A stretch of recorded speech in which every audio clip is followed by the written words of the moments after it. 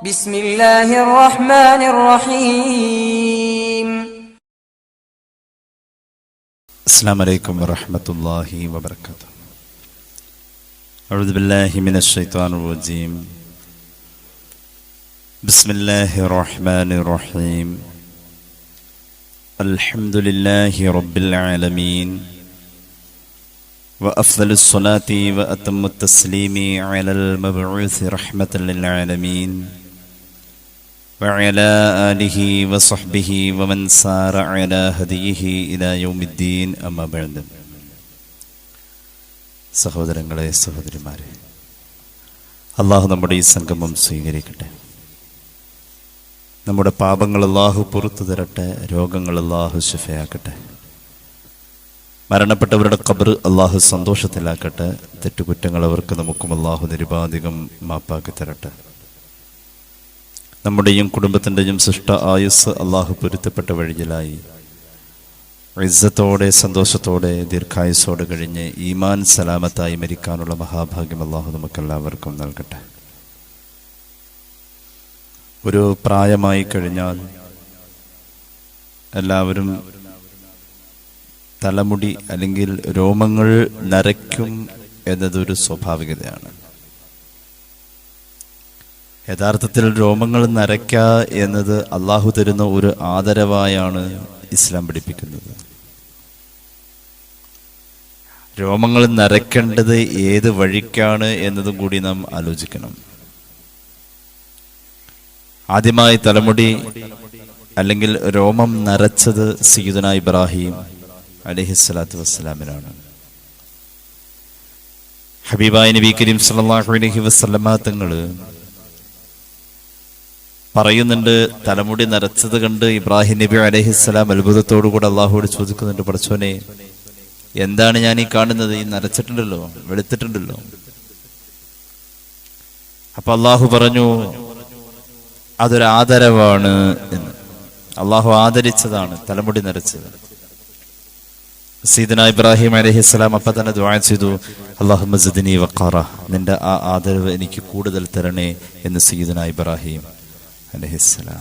അതായത് നര കൂടുതൽ വേണം എന്ന് ദുആയിരുന്നു സയ്യിദുനാ ഇബ്രാഹിം അലൈഹിസ്സലാം. പുണ്യ നബി സല്ലല്ലാഹു അലൈഹി വസല്ലം തങ്ങൾ പഠിപ്പിച്ചിട്ടുണ്ട്, ഇന്ന മിൻ ഇജ്ലാലില്ലാഹി തആല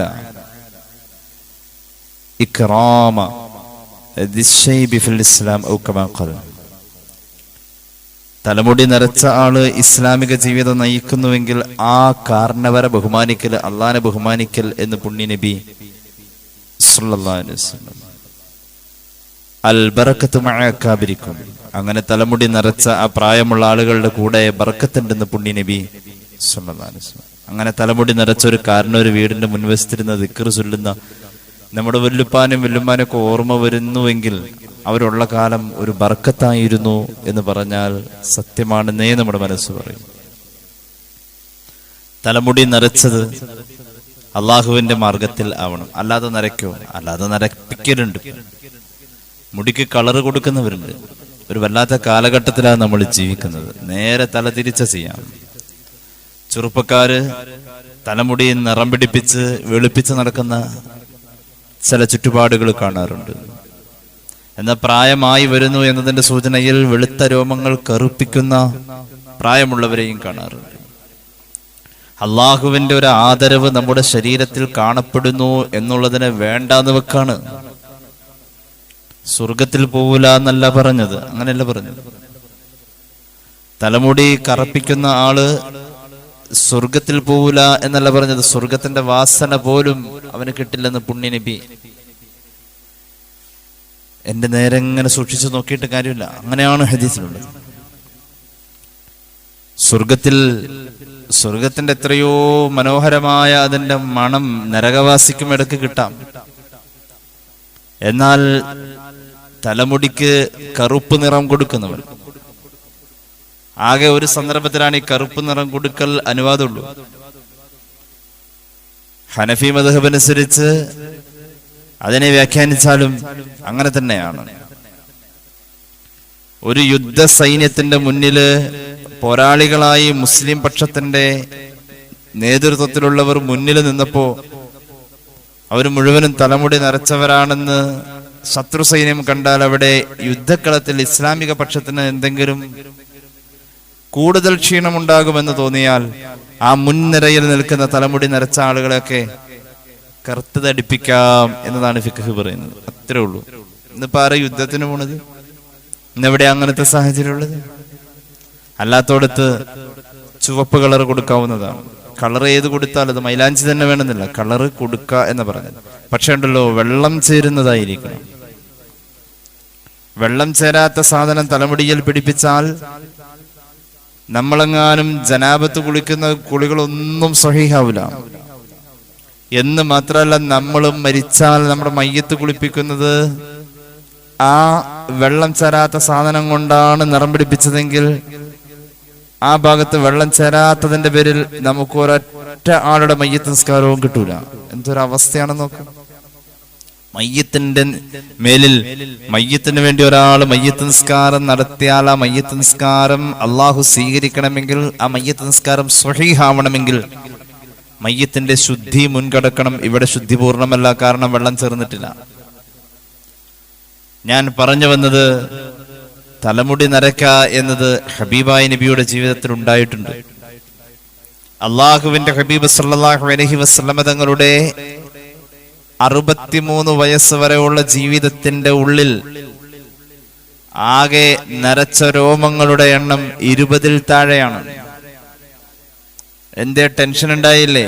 ഉണ്ടായി. ആ ടെൻഷൻ മനസ്സിലിട്ടില്ല, അത് കൊടുത്തു. ആരെ ഏൽപ്പിച്ചു? അള്ളാഹുവിനെ ഏൽപ്പിച്ചു. ആരോഗ്യപരമായ ജീവിതമായിരുന്നു ആയിരുന്നു. അവിടുത്തെ ജീവിതത്തിന്റെ ഏറ്റവും വലിയ ആരോഗ്യം മിതഭോജനമായിരുന്നു.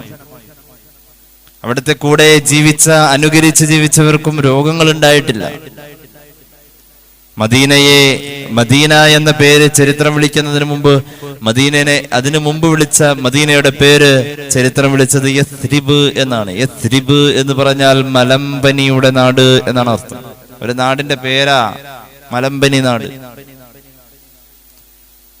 ആ പേരിൽ നിന്നും മദീന വലിയ ഒരു മാറ്റത്തിലേക്ക്, പട്ടണം എന്നാണ് പിന്നെ ആ നാടിന്റെ പേര് മാറിയത്. ചില ആളുകൾക്ക് പേരിടാറുണ്ട് സുന്ദരൻ എന്ന്, അല്ലേ? മലയാളത്തിലെ ഹൈന്ദവ സഹോദരങ്ങള് അങ്ങനെ ഇടാറുണ്ട്. അപ്പൊ നമ്മുടെ കൂട്ടത്തിലുണ്ടാവും അങ്ങനെ. ഹുസൈൻ, കൊച്ചു സുന്ദരൻ എന്നാണ് അതിനർത്ഥം.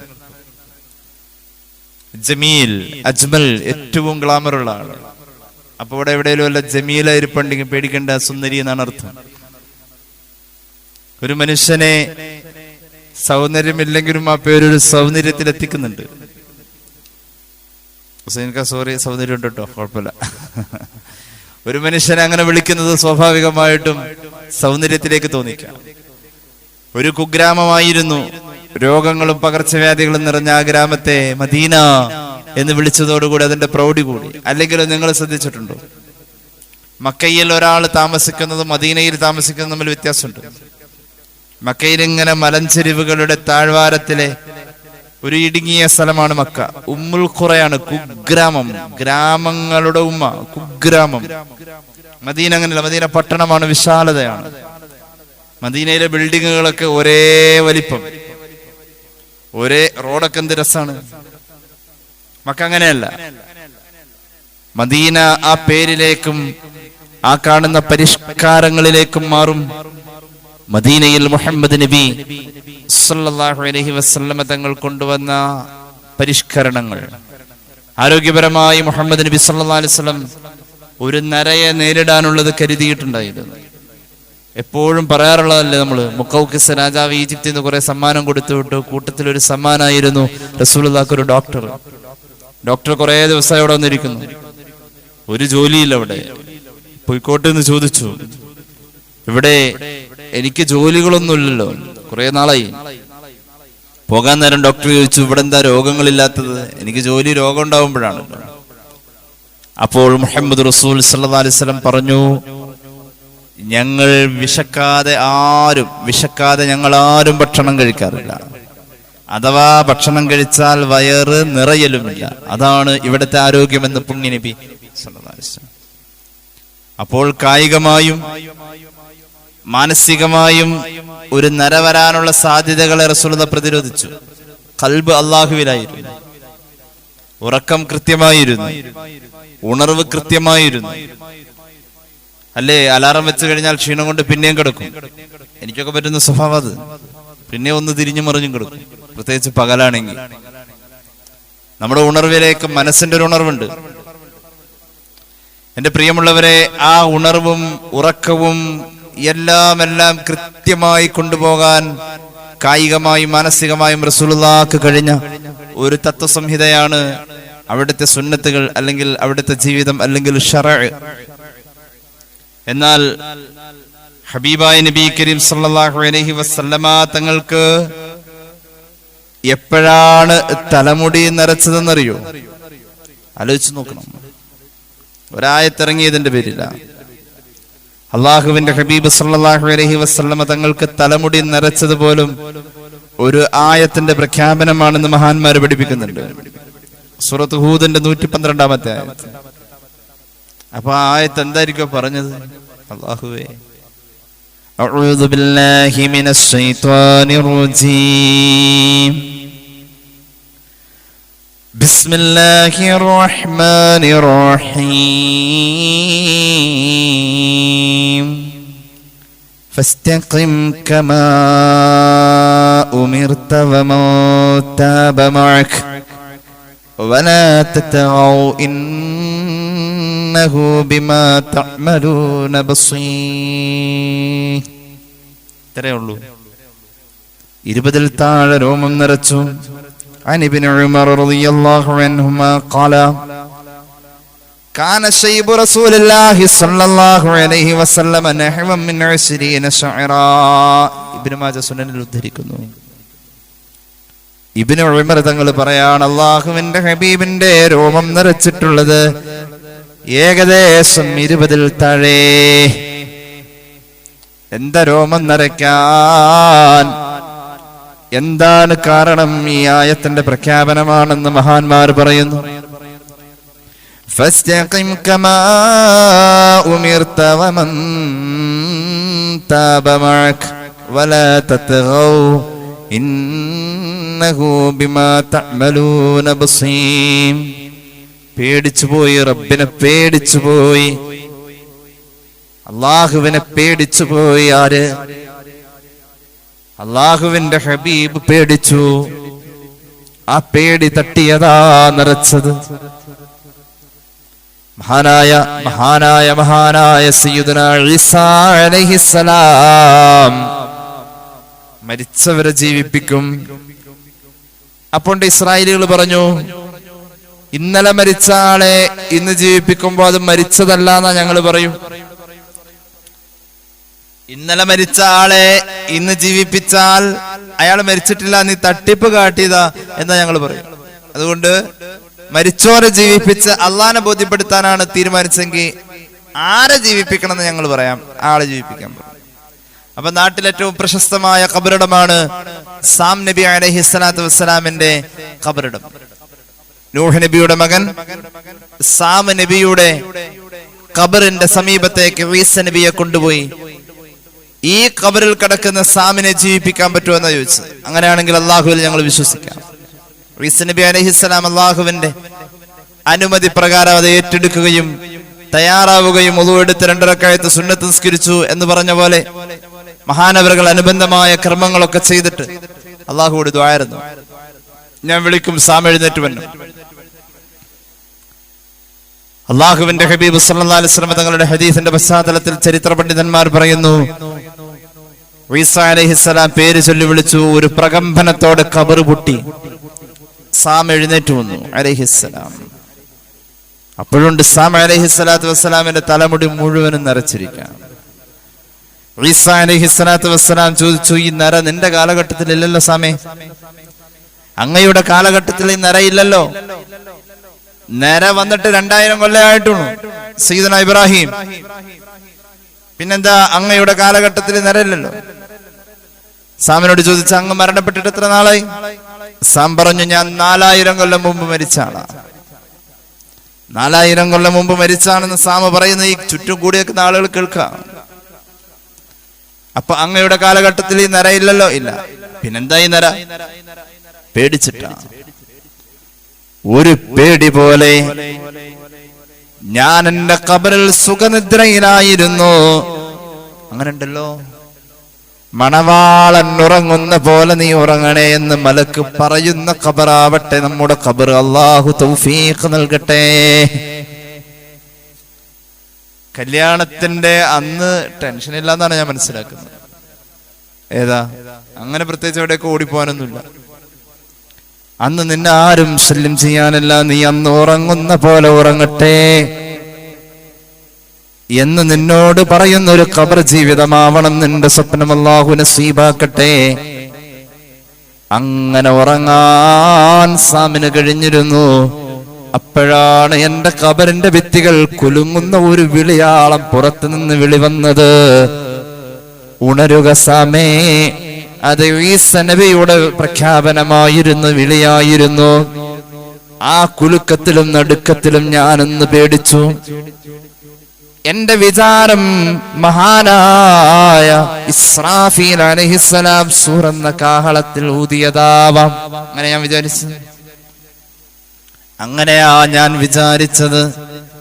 സൂറെന്ന കാഹളത്തിൽ ഇസ്രാഫീൽ ഊതിയതാവാം. അപ്പൊ ഞാൻ ഒന്ന് പേടിച്ചു. അപ്പോൾ ഞാൻ പേടിച്ചതാണ് എന്റെ തലമുടി നിറച്ചതെന്ന് സയ്യിദുനാ നബിയുല്ലാഹി സാം നബി അലൈഹിസ്സലാം. അപ്പൊ പേടി വന്നാ നരയ്ക്കാൻ റസൂലുള്ള പേടിച്ചു. എന്താണ് ഈ ആയത്തിൽ പറഞ്ഞത്? ഫസ്തഖിം കമാ ഉമിർത വമൻ തബ മഅക വലാ തതഗൗ.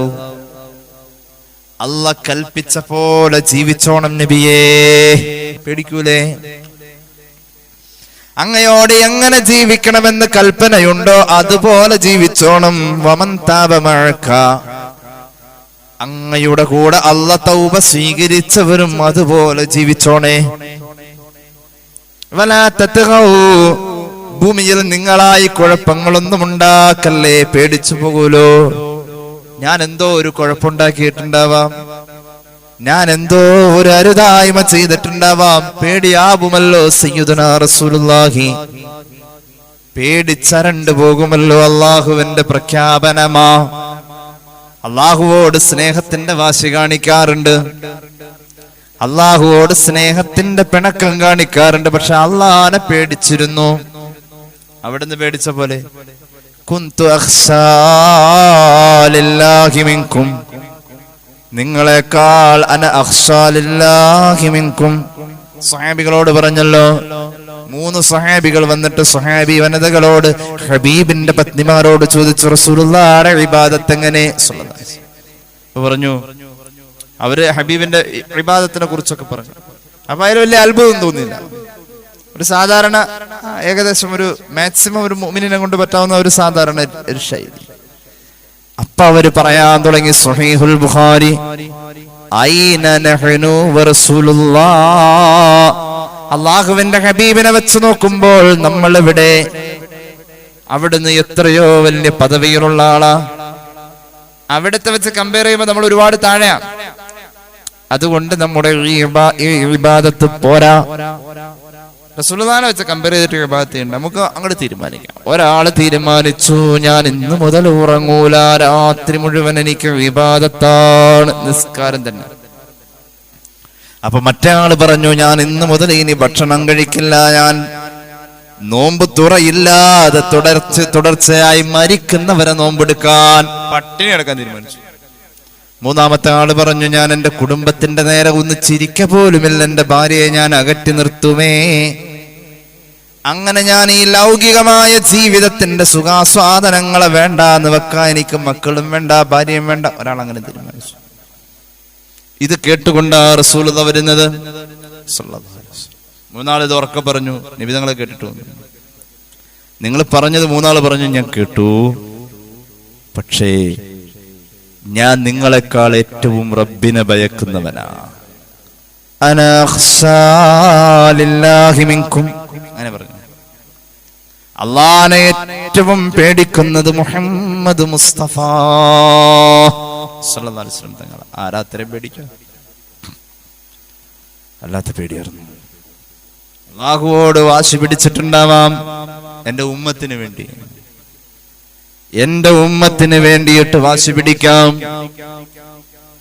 എന്റെ ഉമ്മത്തിന് വേണ്ടിയിട്ട് വാശി പിടിക്കാം. സ്നേഹം കാണിച്ചിട്ടുണ്ട്, ഒന്ന് കാണാൻ വേണ്ടി പോയിട്ടുണ്ട്, ഒന്ന് വന്ന് കാണാൻ, ആ സന്നിധാനത്തിലെത്താൻ. ദഇനി തഖദ്ദം യാ ഹബീബി ലാ തഖാഫ് അബ്സിർ തുനാജി റബ്ബകൽ ഖയ്യൂമാ സല്ലു അലൈഹി വസല്ലിമു തസ്ലീമാ സല്ലല്ലാഹു അലാ മുഹമ്മദ്. ജിബ്രീൽ പോലും മാറി നിന്ന് കൊടുത്തു. ജിബ്രീൽ എവിടെ നിൽക്കും? ജിബ്രീൽ അലൈഹിസ്സലാം മാറി നിന്നു. ആരും ഇന്ന് വരെ പോവാത്തൊരിടത്തേക്ക് പോയി. അത് വല്ലാത്തൊരു സംഗമമാണ്. അള്ളാനെ കാണാൻ കഴിയാ എന്നത്, അള്ളാഹുവോട് ചേരാൻ. ഫകാന ഖാബ ഖൗസൈനി ഔ അദ്നാ, അമ്പും വില്ലും ഒട്ടിയിരിക്കുന്ന പോലെ അള്ളാഹുവോട് ഒട്ടിയ ആളാ മുഹമ്മദ് മുസ്തഫ. സ്നേഹാണ് അവിടെ കണ്ടത്, ഭയങ്കര സ്നേഹം കണ്ടത്, വല്ലാത്ത സ്നേഹം. ഹബീബ് എന്ന പദവി ഖലീലിനേക്കാളും വലിയ പദവി, കലീമിനേക്കാളും വലിയ പദവിയാണ് ഖലീല്. ഖലീലിനേക്കാളും വലിയ പദവിയാണ് ഹബീബ്. ഹബീബ് ഖലീലുമാണ്, ഹബീബ് കലീമുമാണ്. സല്ലല്ലാഹു അലൈഹി മുഹമ്മദ്. മനസ്സിലായോ? ഹബീബ് ഖലീലാണ്, ഖലീലിന്റെ കൂടെ ഹബീബ് കലീമുമാണ്. എന്തൊക്കെയാണ്? എന്തൊക്കെയാണോ അത് മുഴുവനുമാണ് മുഹമ്മദ് മുസ്തഫ സല്ലല്ലാഹു അലൈഹി വസല്ലം. അല്ലാഹ് എവിടെയൊക്കെ റബ്ബാണോ അവിടെ ഒക്കെ റഹ്മത്താണ്. അൽഹംദുലില്ലാഹി റബ്ബിൽ ആലമീൻ. അല്ലാഹു അൽ ആലമീന്റെ റബ്ബാണ്. വമാ അർസൽനാക ഇല്ലാ ബാക്കി റഹ്മത്തൽ ലിൽ ആലമീൻ. അൽ ആലമീന്റെ റഹ്മത്താണ് മുഹമ്മദ് മുസ്തഫ. അല്ലാഹുവിനെ ഭയമുണ്ട്. തണുപ്പ് കൂടുമ്പോ കരിയില കൂട്ടിയിട്ടിട്ട് ചൂട് കായലുണ്ട്, അങ്ങനല്ലേ? അല്ലെങ്കിൽ അതിനുള്ള തത്തുല്യമായ സംവിധാനങ്ങൾ ഉപയോഗിക്കാറുണ്ട്. ഹബീബ് ഇന്നവരെ ചൂട് കാഞ്ഞിട്ടില്ല. റസൂലുള്ളാഹി ചെയ്യാത്തൊരു കാര്യം എന്നുവെച്ചാൽ ചെയ്യണ്ടെന്നല്ല. ഹബീബായ നബി കരീം സല്ലല്ലാഹു അലൈഹി വസല്ലം തങ്ങൾ ഇപ്പൊ നമ്മളെ പോലെ കാറും ജീപ്പൊന്നും ഓടിച്ചിട്ടില്ലല്ലോ. ചെയ്യണ്ടെന്നല്ല, നബി ചെയ്തിട്ടില്ല. നബി അന്ന് ആ സംവിധാനം ഉണ്ട്, ചൂട് കായുന്ന സംവിധാനം അന്ന് ഉണ്ടായിട്ട് റസൂലുള്ളാഹി ഉപയോഗിച്ചാൽ അതിന്റെ കാരണം കേട്ടാ അത്ഭുതപ്പെടും. ഞാൻ പറയാം, ആ കാരണത്തിലേക്ക് വരാം. ഏതായാലും ആയത്ത് പൂർത്തീകരിക്കാം. ഇന്നഹു ബിമാ തഅമലൂന ബസീർ. അല്ലാഹു പറഞ്ഞ പോലെ ജീവിച്ചോണം, നിങ്ങൾ ഭൂമിയിൽ കുഴപ്പമുണ്ടാക്കല്ലേ. ഇന്നഹു ബിമാ തഅമലൂന ബസീർ. നിങ്ങൾ ചെയ്യുന്ന എല്ലാ പ്രവർത്തനങ്ങളെയും അല്ലാഹു ഉള്ളും പുറവും കാണുന്നവനാണ് ട്ടോ. ഈ ആയത്ത് ഇറങ്ങിയതിനു ശേഷം റസൂലുള്ളാഹി സ്വല്ലല്ലാഹു അലൈഹി വസല്ലം തങ്ങളുടെ തലമുടി നരച്ചതെന്ന് മഹാന്മാരായ മുഹദ്ദിസുകൾ മുഫസ്സിരീങ്ങൾ പറയുന്നുണ്ട്. ഉള്ളു പുകയാൻ, ചൂടെടുക്കാൻ, ഒന്ന് വിയർക്കാൻ ഇത് തന്നെ മതി. ഒന്ന് വിയർക്കാൻ ഇത് മതി. മുത്തുനബി സല്ലല്ലാഹു അലൈഹി വസല്ലം തങ്ങളെ തണുപ്പ് കൂടിയാൽ ഒരിക്കലും തീ കൊണ്ട് ചൂട് കാഞ്ഞിട്ടില്ല. കാരണം റബ്ബിനോടുള്ള ഭയം ഉള്ളിൽ എപ്പോഴും ഒരു തീ പോലെ ചൂടായിരുന്നു. അതിനാൽ ഉള്ളിലെ ചൂട് കൊണ്ട് പുറത്തെ തണുപ്പിനെ പ്രതിരോധിച്ചു എന്ന് സയ്യിദുനാ റസൂലുള്ളാഹി. എന്റെ ഉള്ളിലെ ചൂട് കൊണ്ട് പുറത്തെ തണുപ്പിനെ ഞാൻ പ്രതിരോധിച്ചു. ഒരു ചൂടുള്ളത് എന്തെങ്കിലും ഉള്ളിലേക്ക് എന്നാ എന്തെയും സ്വാഭാവികമായിട്ടും ഒന്ന് വേർക്കും. ആ വിയർക്കല് തണുപ്പിന് പ്രതിരോധമാണ്. എന്റെ ഉള്ളിലെ ചൂട് കൊണ്ട് എന്റെ പുറത്തെ തണുപ്പിനെ ഞാൻ പ്രതിരോധിച്ചു എന്ന് സയ്യിദുനാ റസൂലുള്ളാഹി. മഹാനായ ഇസ്മാഈൽ അൽ ഹഖ് ബറൂസവി റൂഹുൽ ബയാനിൽ ആ ഹദീസ് രേഖപ്പെടുത്തുന്നുണ്ട്. ഞാനൊരു ഉദാഹരണം പറയാം. സ്കൂള് വിട്ട് മക്കള് വരാൻ ഒരു 5 മിനിറ്റ് വൈകി. തീയാണ്. എവിടെ? ഉള്ളില് തീയ. ആ തീയിന് പറയുന്നത് ടെൻഷനാണ്. ഈ ടെൻഷൻ കൂടിയ സ്വാഭാവികമായിട്ട് എന്ത് സംഭവിക്കും? തലമുടി നരയ്ക്കും. അതാ ഇവിടെ സംഭവിച്ചത്. അള്ളാന്റെ റസൂലിന്റെ ഉള്ളിൽ തീ വന്നു. ഈ ആയത്തിറങ്ങിയ ശേഷം സല്ലല്ലാഹു അലൈഹി വസല്ലം ടെൻഷനായി, അതിൽ നരച്ചുപോയി. ആ നരയാണ് ഇവിടെ കണ്ടത്. കാന ശൈബു റസൂലുള്ളാഹി സ്വല്ലല്ലാഹു അലൈഹി വസല്ലം നഹവൻ മിൻ 20 ശഅറ. 20നോടടുത്ത രോമങ്ങൾ ആ പുണ്യഭൂമേനയിൽ നിറച്ചിട്ടുണ്ട്. സമ്മതിക്കണോട്ടോ, 63 വയസ്സ് വരെ ജീവിച്ചിട്ടേ. എന്തൊരു റാഹത്തുള്ള ജീവിതമായിരുന്നു. എത്ര വലിയ വിഷമമുണ്ടെങ്കിലും അവിടെ നിന്ന് ഭാര്യമാരുടെ മുന്നിൽ ചെന്നാൽ മുഖം ചുളിയിലില്ല. അങ്ങനെയുണ്ട്. ഭാര്യമാരുടെ മുന്നിൽ ദേഷ്യം വരുമ്പോ പ്രകടനങ്ങളില്ല, അവിടെ പോയിരിക്കുന്നില്ല. അങ്ങനെ ഒരു ദേഷ്യം വന്നാൽ ഐഷ ബീവിയൊക്കെ മഹ്ദിയായ സൗദ റളിയല്ലാഹു അൻഹയുടെ വീട്ടിൽ നിന്ന് മറ്റും ഭക്ഷണമൊക്കെ കൊണ്ടുവരും. ഐഷ റളിയല്ലാഹു അൻഹയൊക്കെ അത് വലിച്ചെറിഞ്ഞിട്ടുണ്ട്, പാത്രം പൊട്ടിച്ചിട്ടുണ്ട്, ആഹാരം. സ്വഹീഹുൽ ബുഖാരി. റസൂലുള്ളാഹി സ്വല്ലല്ലാഹു അലൈഹി വസല്ലം തങ്ങൾ പോയിട്ട് അത് മുഴുവനും അടുത്തൊരു പാത്രത്തിലേക്ക് വാരിയെടുത്തിട്ട് പൊട്ടിയതുപോലത്തെ പൂവും പടവും ചിത്രമൊക്കെ ഉള്ള അതുപോലത്തെ മറ്റൊരു പാത്രം ഇത് കൊണ്ടുവന്ന ആളുടെ കൊടുത്തിട്ട് പറഞ്ഞു, ആറത്ത് ഉമ്മുക്കും പൊയ്ക്കോ, വലിയ ദേശത്തിലെ പൊയ്ക്കോ എന്ന് പറഞ്ഞു. ഇവിടെ ഒന്നും പറഞ്ഞിട്ടില്ല. ദേഷ്യം വരാൻ സാധ്യതയുള്ള സമയത്ത് ആണുങ്ങൾക്ക് ഒരു ടിപ്പുണ്ട്. എന്ത്? പതുക്കെ പുറത്തേക്ക് അങ്ങോട്ട് ഇറങ്ങിപ്പോയിക്കോളും. തിരിച്ചു വരുമ്പോ വല്ലാതെ മിണ്ടരുത്, മൈൻഡ് ചെയ്യരുത്. അപ്പോ അവിടെ ഇങ്ങനെ തെർമോമീറ്റർ മുകളിലേക്ക് കയറി താഴത്തേക്ക് ഇറങ്ങും. അല്ല, എവിടെ പോയി കയറുന്നു? ഒന്നുമില്ല. പതുക്കെ ഒന്ന് അങ്ങോട്ടും ഇങ്ങോട്ടൊക്കെ ഒന്നൊരു മൗനം പോലെ ആയിക്കഴിഞ്ഞാൽ നമുക്ക് എന്തോ പ്രയാസം ഓർത്ത് അവിടുത്തെ ദേഷ്യമൊക്കെ പോയിട്ടുണ്ടാവും. എനിക്ക് ദേഷ്യം എന്നപ്പോ പറഞ്ഞാൽ അത് മനസ്സിലായി, ഇത്രയും പറയൂ. അപ്പോ നബി തങ്ങൾ എപ്പോഴും അവിടുത്തെ കുടുംബവുമായി ആ ചിരിയും കളിയോ മാക്സിമം പെരക്കാത്ത കയറ്റിയിട്ടുള്ളൂ. അച്ചിരിയും കളിയുമാണ്. അതുകൊണ്ട് പറഞ്ഞു, ഭൂമിയിൽ നിന്ന് എനിക്ക് ആസ്വദിച്ച് മതിയാവാത്ത ഒന്നാ വീടിന്റെ അകത്ത് ഭാര്യയായിട്ടുള്ള വർത്താനം പറയില്ല. ധാരാളം ഉണ്ടാവണം. ഭാര്യയും ഭർത്താവ് ഒരുപാട് സംസാരിക്കണം. അത് സംസാരിക്കുന്നത് ഹക്കായ കാര്യങ്ങളായിരിക്കണം. കണ്ടു കുറ്റവും കുറവല്ല പറയേണ്ടത്. ഹക്കായ കാര്യങ്ങൾ ചുമ്മാ പറയണം. അവിടെ പോവാം, നമുക്ക് ഇൻഷാ അല്ലാഹ് അങ്ങനെ പോവാം എന്നിട്ട് എന്തെങ്കിലുമൊക്കെ പറഞ്ഞുകൊണ്ടിരിക്കണം. നല്ലതാണ്. കൂടുതൽ സംസാരിക്കണം. രണ്ടാളുകൾ കൂടുതൽ സംസാരിക്കുമ്പോഴാണ് അടുപ്പം വരാം. അത് അള്ളാഹും അവന്റെ സൃഷ്ടി നമ്മൾ കൂടുതൽ സംസാരിച്ചു വെക്കുക. അള്ളാഹിനോട് പറഞ്ഞു, പടച്ചോനെ ഈ റമദാൻ മാസം വന്നു, അങ്ങനെയൊക്കെ അങ്ങനെ കഴിഞ്ഞുകൂടി, അൽഹംദുലില്ലാ, എന്നാലും കുഴപ്പമില്ല. ഇനിയിപ്പോ അടുത്ത മാസം മുതൽ എന്ത് ചെയ്യും? മറ്റുള്ള കാര്യങ്ങൾ എങ്ങനെ? ഫീസ് അടച്ചിട്ടില്ല, അത് ഇത്, മോളെ കെട്ടിക്കണം. അള്ളാഹുവിനോടൊക്കെ അങ്ങോട്ട് പറഞ്ഞു. അള്ളാഹു ഇത് കേൾക്കാൻ വലിയ ഇഷ്ടമാണ്. അള്ളാഹുവിന് ഇതിങ്ങനെ പരാതി കേൾക്കാൻ ഭയങ്കര ഇഷ്ടമാണ് അള്ളാഹുവിന്. നമുക്ക് ഒരാൾ ഇല്ല എന്ന് 10 പ്രാവശ്യം പറഞ്ഞാൽ നമുക്ക് മുഷിപ്പ് വരും. ഒരാൾ 10 പ്രാവശ്യം അതില്ല ഇതില്ല എന്താ ചെയ്യാം, അങ്ങനെ 10 പ്രാവശ്യം ദാരിദ്ര്യം പറഞ്ഞ് നമുക്ക് മുഷിപ്പ് വരും. മൂപ്പർക്ക് ഭയങ്കര ഇഷ്ടം. നേരെ തിരിച്ച സ്വഭാവം. ഇറൈവാനിയിടം കയ്യേന്തുങ്കൾ അവൻ ഇല്ല എന്ന് ചൊല്ലുവതില്ലേ, പെരുമയോടെ കേട്ടുപാറുങ്കൾ അവൻ പൊക്കിശത്തെ മൂടുവതില്ലേ. അങ്ങനെ എന്തോ ഒരു തമിഴ് പാട്ടുണ്ട്. എത്ര ചോദിച്ചാലും അല്ലെ, അറിയോ? തെറ്റിയാ ഞാൻ പാടിയത്? ഇല്ല. എത്ര ചോദിച്ചാലും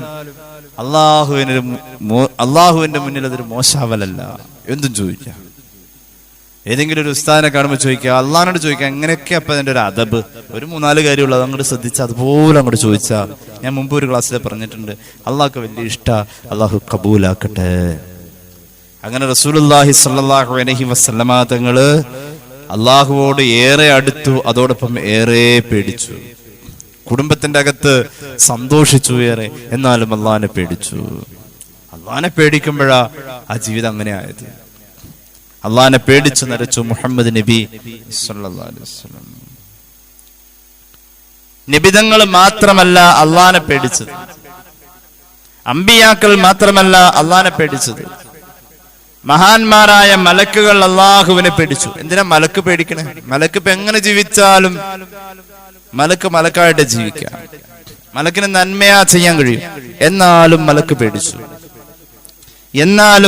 പേടിച്ചു. മലക്ക് ഇപ്പൊ എങ്ങനെ ജീവിച്ചാലും മലക്കായ. വലില്ലാഹി യസ്ജുദു മാ ഫിസ് സമാവാതി വമാ ഫിൽ അർദ് മിൻ ദാബ ദാബത്തിൻ വൽ മലായികതു വഹും ലാ യസ്തക്ബിറൂൻ യഖാഫൂന റബ്ബഹും മിൻ ഫൗഖിഹിം വയഫ്അലൂന മാ യുഅ്മറൂൻ. പരിശുദ്ധമായ ഖുർആൻ സൂറത്തുൻ നഹൽ. മലക്കിന് എന്ത് പേടിയെന്നറിയോ? കേട്ടോളൂ. വലില്ലാഹി യസ്ജുദു മാ ഫിസ് സമാവാതി വമാ ഫിൽ അർദ്. ആകാശങ്ങളിലും ഭൂമിയിലുമുള്ള എല്ലാ സൃഷ്ടികളും അല്ലാഹുവിന് ഒരർത്ഥത്തിൽ അല്ലെങ്കിൽ മറ്റൊരർത്ഥത്തിൽ സുജൂദ് ചെയ്യുന്നുണ്ട്. ഭൂമിയിലുള്ള മിക്കവാറും സൃഷ്ടികൾ അല്ലാഹുവിന് സുജൂദ് ചെയ്യാണ്. അതോടൊപ്പം തന്നെ വൽ മലായികതു, അല്ലാഹുവിന്റെ കോടിക്കണക്കിന് മലക്കുകളും സുജൂദ് ചെയ്യുന്നുണ്ട്. വഹും ലാ യസ്തക്ബിറൂൻ, ഒരു കിബ്റുല്ല അവർക്ക്. യഖാഫൂന റബ്ബഹും, മലക്ക് എങ്ങനെ സുജൂദ് ചെയ്യുന്നു? അല്ലാഹുവിനെ ഭയന്നതിന്റെ പേരിലാ. മിൻ ഫൗഖിഹിം, അവർക്ക് അവരുടെ തലക്ക് മുകളിൽ അല്ലാഹ് ഉണ്ടെന്ന് തോന്നലാൽ അവർക്കൊരു ഭയമുണ്ട്. അവർ അല്ലാഹ് ഇന്ന് വരെ കൽപ്പിച്ചതൊന്നും ചെയ്യാത്തവരല്ല, എല്ലാം അതുപോലെ ചെയ്യുന്നവരാ. ഖാല റസൂലുള്ളാഹി, ഹബീബ് പഠിപ്പിക്കുന്ന ഒരു ഹദീസ് കേട്ടോളൂ. ഇന്ന ലില്ലാഹി മലായികതൻ ഫിസ് സമാഇസ് സാബിഅ സുജൂദൻ മുൻദു ഖലഖഹുമുല്ലാഹു ഇലാ യൗമിൽ ഖിയാമ. അല്ലാഹുവിന് ഒരു സംഘം മലക്കുകളുണ്ട്. അവരെ അല്ലാഹ് പടച്ച അന്ന് മുതൽക്ക് ഖിയാമത്ത് നാൾ വരെ അവർ സുജൂദിലാ. അവരുള്ളത് 7-ാം ആകാശത്തിലാ. അവരെ പടച്ചിട്ട് തന്നെ സുജൂദിലാ. അവര് ഖിയാമത്ത് നാൾ വരെ സുജൂദിലാ. അവരുള്ളത് 7-ാം ആകാശത്തിലാ. തർഅദു ഫറായിസുഹും മിൻ മഖഫത്തില്ലാഹ്. അവര് പിറന്ന അന്ന് മുതൽക്ക് ഖിയാമത്ത് നാൾ വരെ അവർക്ക് വിറയലാ. കൈകാലം വിറക്കും പേടിച്ചു കഴിഞ്ഞാൽ. അങ്ങനെയുണ്ടല്ലോ, നല്ല പേടിയുണ്ടെങ്കിൽ ഒപ്പൊക്കെ ഇട്ട് കഴിഞ്ഞാൽ കണവണാന്നായി പോകും. നല്ല പേടിയുണ്ടെങ്കിൽ കൈയും കാലും വിറയ്ക്കും, അത് ഉറപ്പല്ലേ? ഇവരെ പടച്ച അന്ന് മുതൽക്ക് അവരുടെ ഓരോ ശരീരഭാഗങ്ങളും കിടന്ന് വിറയ്ക്കാണ്. അവരുടെ ഇറച്ചി ഭാഗം തുളുമ്പാണ്, പേടിയാണ്, അല്ലാഹുവിനെ പേടിയാണ്. ഫഇദാ കാന യൗമുൽ ഖിയാമ റഫഉ റൂസഹും. ഖിയാമത്ത് നാളിൽ അവർ അവരുടെ ശിരസ് ഉയർത്തിയിട്ട് വിളിച്ചു പറയും, സുബ്ഹാനക മാ അബ്ദനാ ഹഖ്ഖ ഇബാദതിക. അല്ലാഹുവേ, പടച്ചോനെ നീ പരിശുദ്ധനാ. ഇത്രയും നേരം നീ ഞങ്ങൾക്ക് തന്നിട്ട് ഇതുവരെ ഞങ്ങൾക്ക് നിനക്കായി ഒന്നും ചെയ്യാൻ കഴിഞ്ഞില്ല. അല്ലാ, നിന്നെ പേടിച്ചുകൊണ്ട് പറഞ്ഞു പോകും റബ്ബേ നിന്റെ മലക്കുകൾ. സയ്യിദുനാ റസൂലുള്ളാഹി പിറന്നു വീണത് തന്നെ സുജൂദിൽ ഖിയാമത്ത് വരെ. അവസാന സമയത്ത് അവർ തലവരുത്തിട്ട് പറയും, ഇത്രയും ടൈം ഞങ്ങൾക്ക് കിട്ടിയിട്ട് ഞങ്ങൾ ഇതുവരെ നിനക്ക് വേണ്ടി ഒരു ഇബാദത്തും ചെയ്തില്ലല്ലോ എന്ന് വിനയത്തോടുകൂടെ അവർ പറയും എന്ന് സയ്യിദുനാ റസൂലുള്ളാഹി അഹ്മദ് സമർഖന്ദി അത് രേഖപ്പെടുത്തുന്നുണ്ട്.